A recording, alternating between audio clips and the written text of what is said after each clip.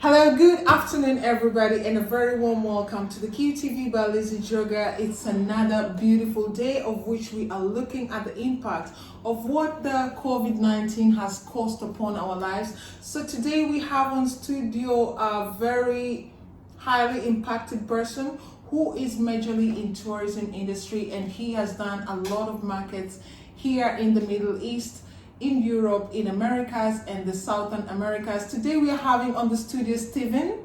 If you could please join us here.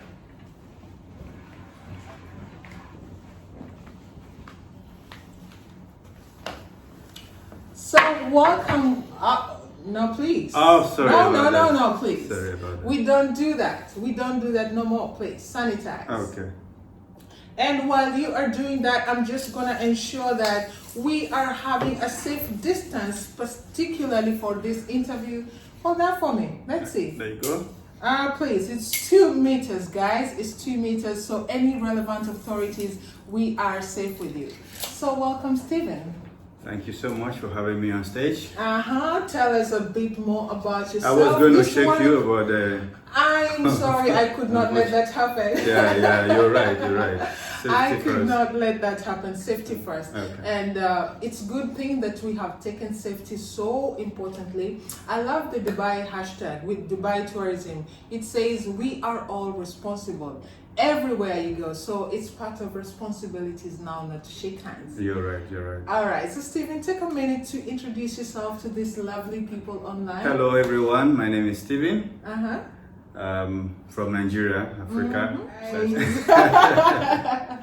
So glad I'm on stage today to say the good and bad because of the COVID-19. Because of the COVID-19, it yeah. has literally brought each and every one of us here. So Stephen, you want to tell us what industry you are in, how it was before COVID-19. Guys, just to give you, this guy has taken much more celebrity selfies than what you have in your gallery. He's been working with lots of celebrities, and he one day woke up to what I'll call career homicide or suicide. It's one of those. It's homicide. Career homicide, pretty much. So you want to tell us what your journey has been like in the tourism industry, and we will of course arrive at the part where he will give us a little bit of an insight. Is the reason why we do this as QTV, to give you a sense of hope. So start us off from wherever you feel comfortable. Yeah, I've actually been in the tourism industry for over 5 years, right? Oh, five years. That is half a decade, guys. In UAE, so I've covered a lot.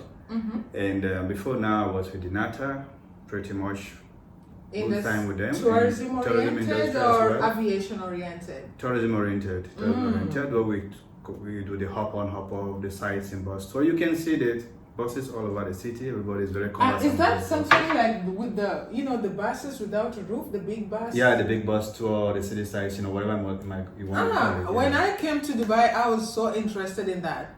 I was so interested. Unfortunately, I don't have the photos anymore, but that was a nice experience. Lovely experience. The best way to see Dubai in a very detailed form.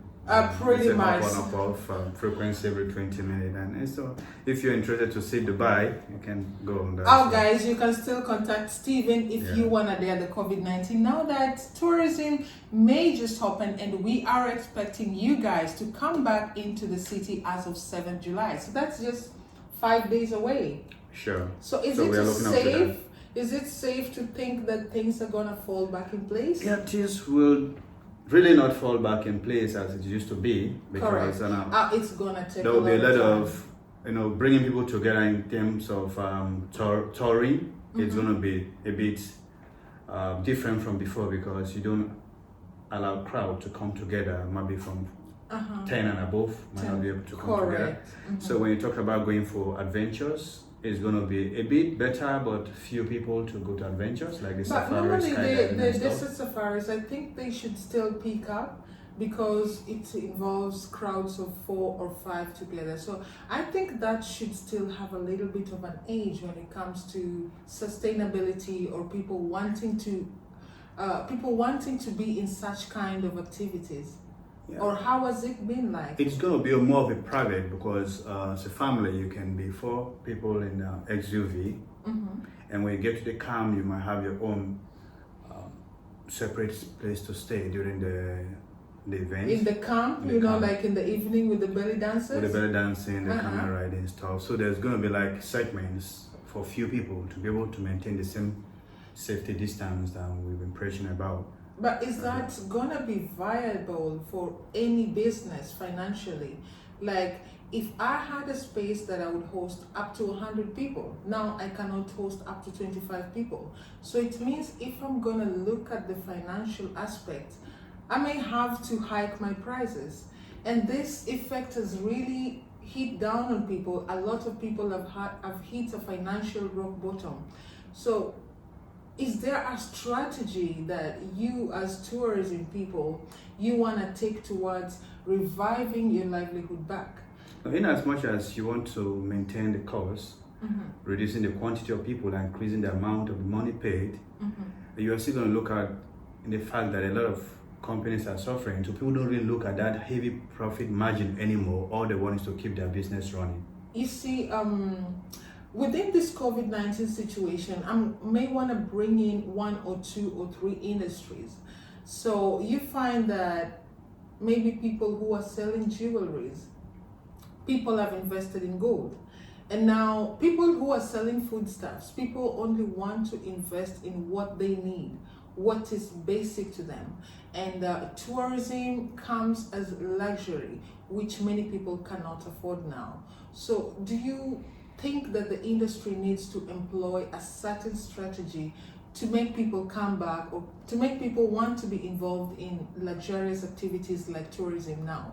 Sure. What the tourism industry or some particular organization needs to employ now is to at least cut down costs and be able to introduce new things that have not really been there to increase the desire of people. Correct. Like I see now, Dubai tourism industry they have teamed up with this social media Snapchat to try and take people virtually all across Dubai, scenic places like the Burj Khalifa, like the Burj Al Arab, all these scenic areas. Now they want to do it virtually. So do you think if this picks up, it's going to have a direct or indirect impact on people actually wanting to visit places?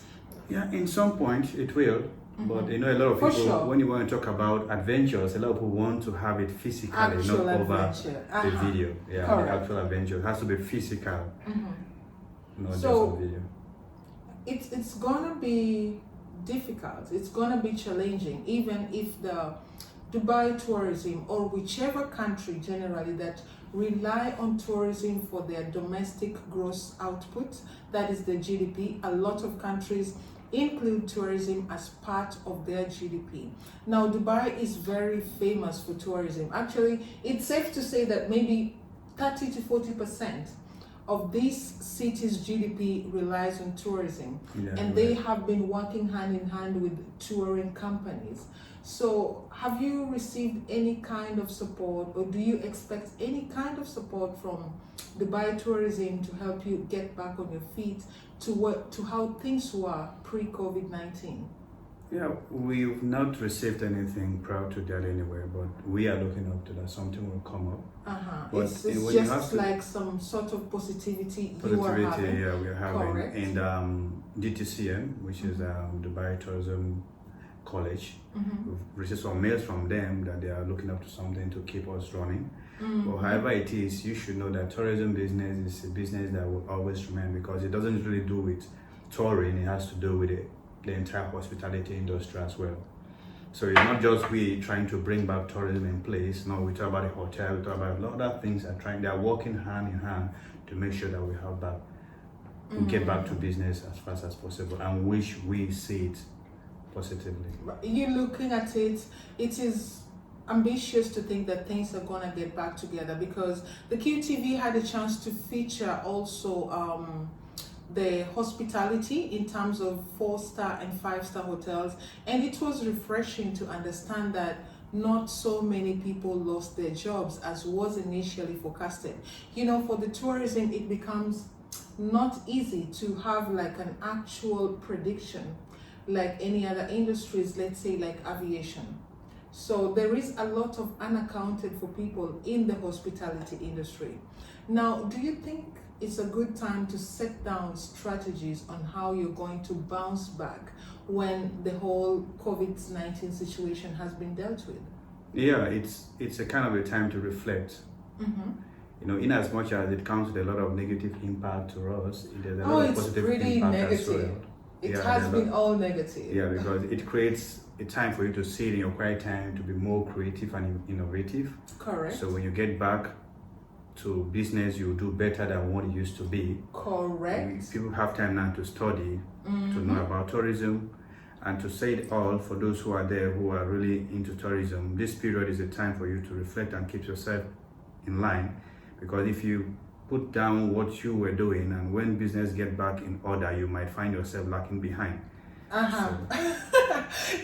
Basically, it's just like we are having a downtime at the moment, but there is like some behind the scenes upgrade. Is that what you're saying? That it's going to be maybe more advanced than what it was pre-COVID-19? You have to introduce more things that will keep the business going. Correct. Yes. Wow. So as we're just about wrapping up, is there anything you'd want to tell somebody like you who woke up to career non-existence, who is in the tourism or who wants to join the tourism?